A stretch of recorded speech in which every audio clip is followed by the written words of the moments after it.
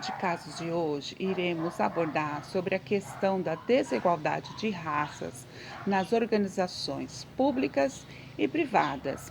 Iremos dar o início com uma breve retrospectiva da escravidão no mundo e no contexto do nosso país. A escravidão durou 300 anos, de 1501 a 1870. Pessoas eram forçadas a viverem longe de seus familiares, da sua cultura, da sua nação, do seu lugar de origem, levadas a viverem ou serem subjugadas, na verdade, né? E eram forçadas a isso, e leis aprovavam esse tipo de conduta.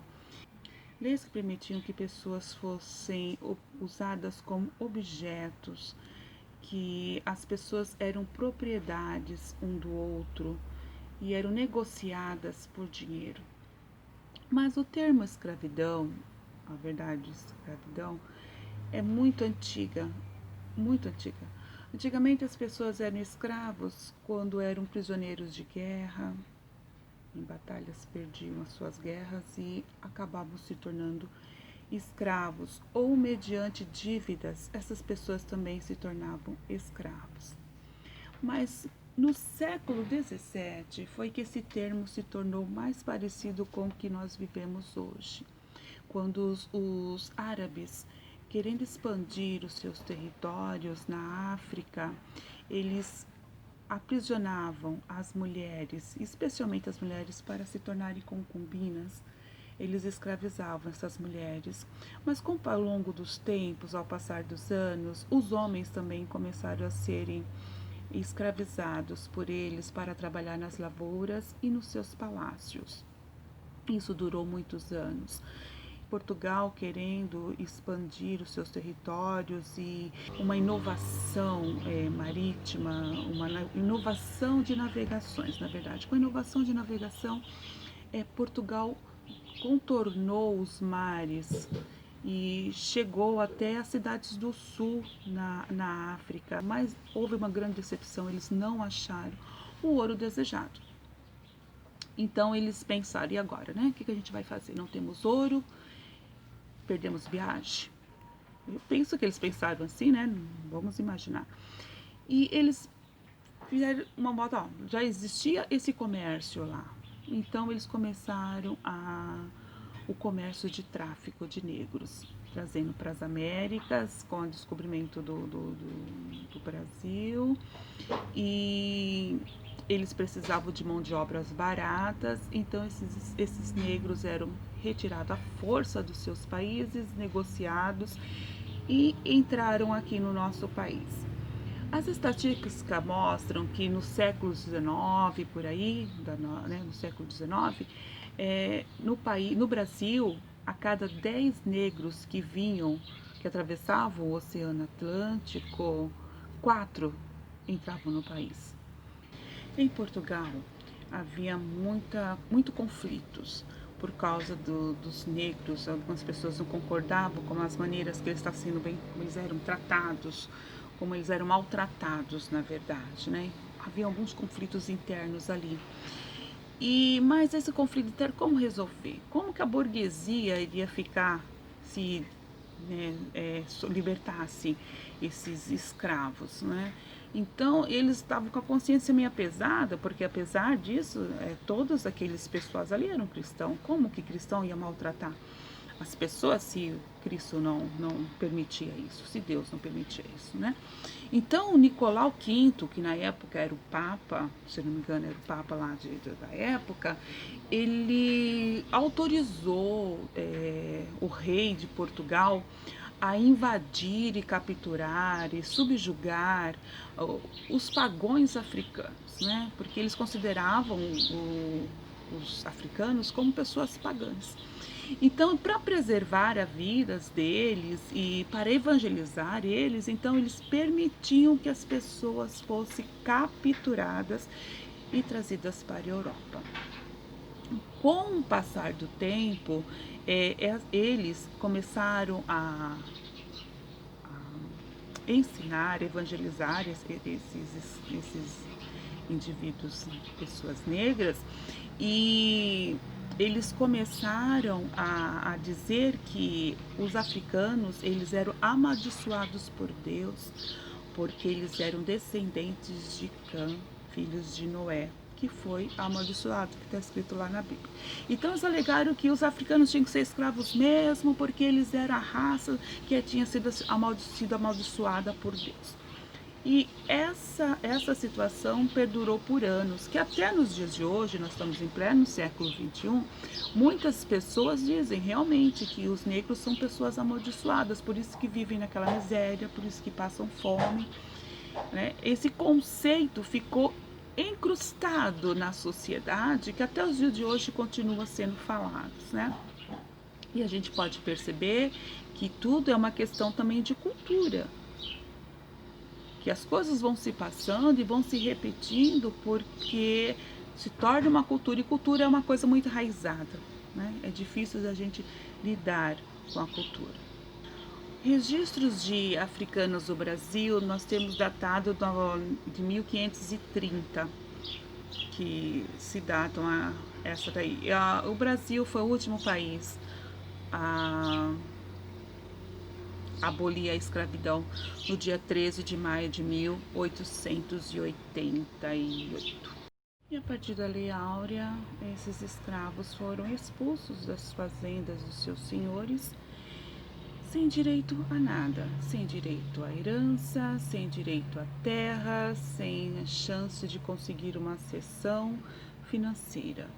Diferente dos imigrantes europeus que vieram para o Brasil para trabalhar nas lavouras, que ganharam terra, que tiveram oportunidades que o governo deram a eles para poder crescer. Os negros foram expulsos das terras que trabalhavam e que moravam e eram subjugados, sem direitos nenhum, sem oportunidades de estudo. Negros não podiam estudar, negro não podia ter terra, negro não podia trabalhar. Nesse contexto, como que uma pessoa sobrevive? Sem direitos a nada. Nasceram no país, lembremos disso, que eles eram brasileiros, tinham nascido aqui. Já, a escravidão estava durando já há mais de 300 anos, né? Então eles eram netos, bisnetos, tataranetos de escravos. Eles viviam nesse contexto e foram expulsos da terra. Eu ouvi uma vez um relato de uma senhora que o fazendeiro expulsou os escravos da sua fazenda, e as suas senhoras falou assim: ó, vocês estão libertos, mas antes de vocês serem libertos, eu quero que vocês encham todos os tonéis de água para nós. Então as escravas foram lá, por livre espontânea vontade, né, porque agora elas eram livres, encheram os barris de água, que naquela época não existia caixa d'água e nem água encanada. Então eles encheram aqueles barris de água, e depois de encherem os barris, as negras quebraram todas as vasilhas de barro que elas carregavam para encher os barris de água dos seus senhores. E saíram da terra sem rumo, sem beira, sem nada. Como eles iam sobreviver? Para onde que esses negros foram? Alguns foram procurar algumas soluções. Algumas negras, né,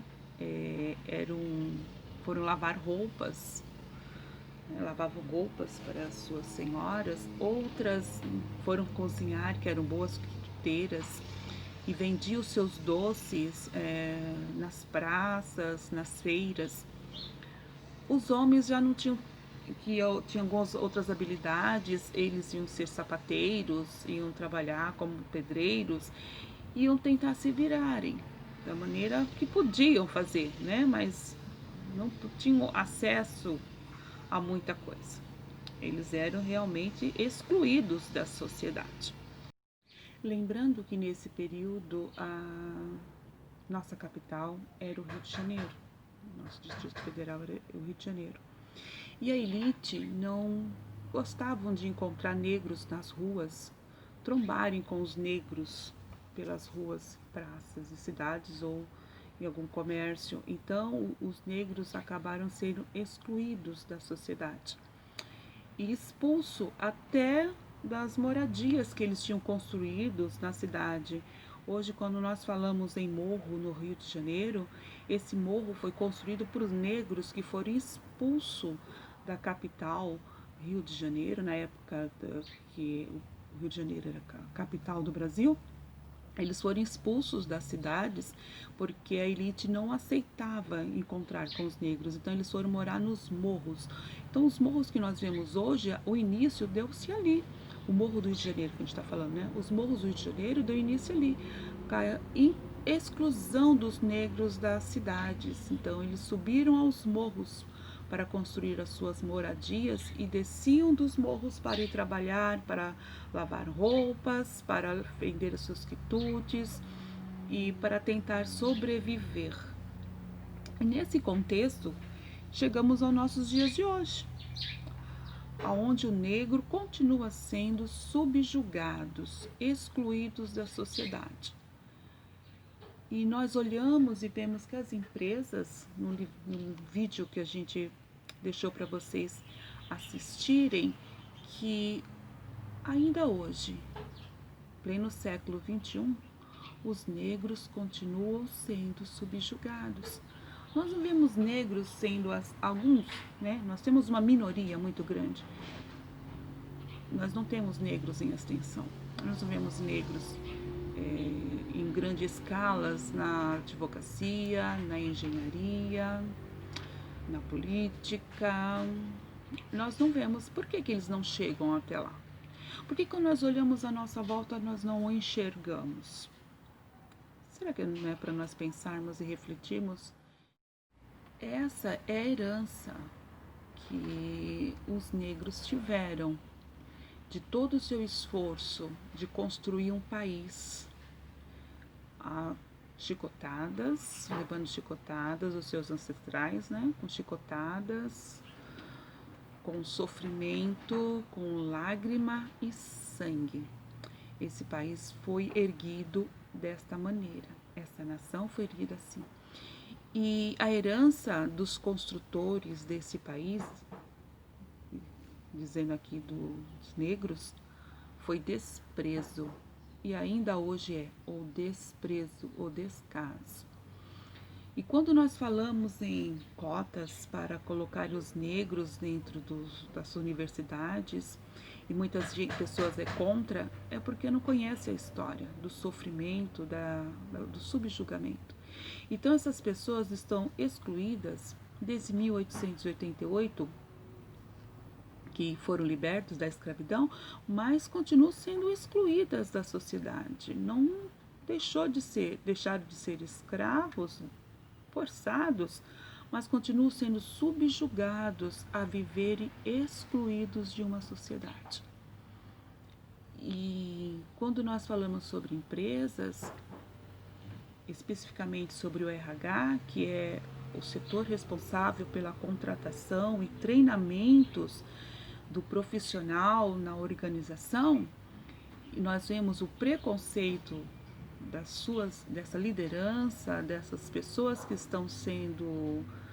vão ser entrevistadores dentro da organização, que por terem esse preconceito, né, sobre esse racismo, na verdade, que quando vê um negro o julga de ser uma pessoa incapaz, quando vê o negro já os chamam de ladrão, lá vai o ladrão, né? Porque se tem um branco e um negro, o negro é o ladrão, né? Não que o branco não possa ser ladrão, né? Por que não? Também, porque o indivíduo, ser humano, o seu caráter não está na pele. O seu caráter não está na cor da pele dele. O seu caráter está dentro dele. Então, independente da pessoa ser negra ou branca, se ela tem índole que é dissocial, que não trabalha em sociedade, não quer dizer que é a cor da pele dele que vai dizer que ele é uma pessoa desonesta ou que ela é honesta. Não é a cor da pele da pessoa que vai dizer que ela é capaz ou incapaz. Não é a cor da pele da pessoa que vai dizer que aquela pessoa tem habilidades ou não. Cada ser humano nasce com suas características. Somos indivíduos. Uns nascem com características, outros com os talentos de empreendedorismo, habilidades, na verdade, de empreendedorismo, outros com habilidades artísticas, outros com habilidades esportivas, mas somos o quê? Seres humanos. Humanos. Então não é a cor da nossa pele que diz quem eu sou, mas o que eu faço diz quem eu sou. O que eu penso diz quem eu sou. Então, quando nós estamos lidando com o RH, que tem essa visão preconceituosa, que pensa que o negro não é capaz, que pensa que o negro não é inteligente.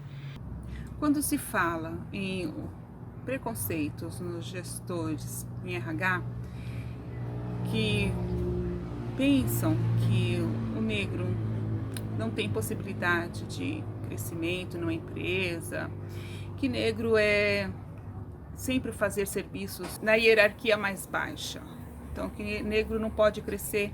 Eu já vi pessoas falarem assim, nesses meus anos de gestão de RH, no meu começo também, né, percebi muitas coisas, e eu já vi pessoas falando assim: nossa, mas ela é muito inteligente, né, essa negrinha é muito inteligente, nossa, esse negro é muito esperto, nossa, mas você não pode usar toda essa inteligência não.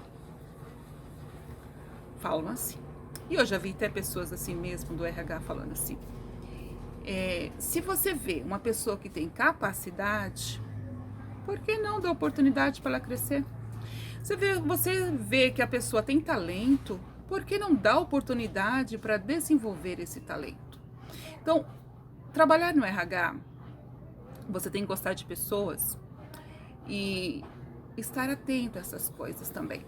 Se você trabalha numa empresa que não tem essa visão, pode dar sugestão, conversar com os seus gestores para que mude as políticas de relacionamentos internos e externos.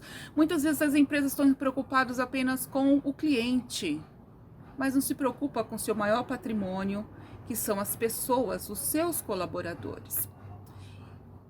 E exclui muitos de sua sociedade, exclui do meio, não permite que essa pessoa cresça, desmotiva, não motiva esses funcionários a fazerem cursos, a se profissionalizarem. As empresas querem já tudo pronto, mas não verem em sua volta: bom, se no mercado de trabalho está faltando esse profissional que eu preciso, então eu vou buscar esse profissional, eu vou qualificar o profissional, eu vou incentivar quem está trabalhando para motivar esse profissional que está lá embaixo para crescer. Então, muitas empresas hoje já estão trabalhando isso, já estão com essa visão e elas estão contratando os seus parceiros, na verdade, codes de fornecedores, eles são já com essa mesma visão. Então, eles adquirem produtos que são fabricados ou confeccionados por trabalhadores negros, empreendedores, empresários, ME. Então, eles também têm uma outra visão de estar entrando em contato com ONGs e vendo essas ONGs que oferecem cursos para jovens de baixa renda, para esses jovens se prepararem e conseguirem ter uma carreira profissional. Não ficarem apenas ali no relento, vivendo de migalhas. Não, eles podem crescer. Eles podem chegar no topo da pirâmide de uma empresa. Eles podem chegar ao nível de executivo, sim, porque eles são capazes, são pessoas inteligentes, são seres humanos. A única raça que pensa é o ser humano. Nós somos raça. Qual raça nós somos? Raça humana. Pensamos e podemos mudar muitas coisas. Então as empresas estão com essa visão, graças que mudaram de pensamento, né? Já tem algumas empresas que estão com essa mudança. Então, curso, educação, motivação, mudar a visão da organização é muito importante. Não adianta só mudar a estrutura, mas é necessário mudar como que os funcionários pensam. Porque é muito importante, sim, estar incluindo as pessoas negras, ter uma inclusão de pessoas negras, mas se esse negro dentro dessa organização sofre preconceito com os seus próprios colegas de trabalho, quer dizer que esse colega de trabalho não tem uma visão que a empresa tem. Então é necessário um trabalho de quebra de paradigmas, né, de desconstrução na vida desses colaboradores para que eles mudem a sua visão com relação ao seu colega de trabalho que seja um negro. Ao gestor, quando olhar para um funcionário negro, eu falei, olha, aquele jovem, aquela jovem tem capacidade sim, eu vou investir nela. Então, investir no colaborador não pela cor da sua pele, mas pela sua capacidade, pelas suas habilidades e colaborar para o crescimento desse colaborador. Então, vocês assistam aí o vídeo que foi separado para vocês.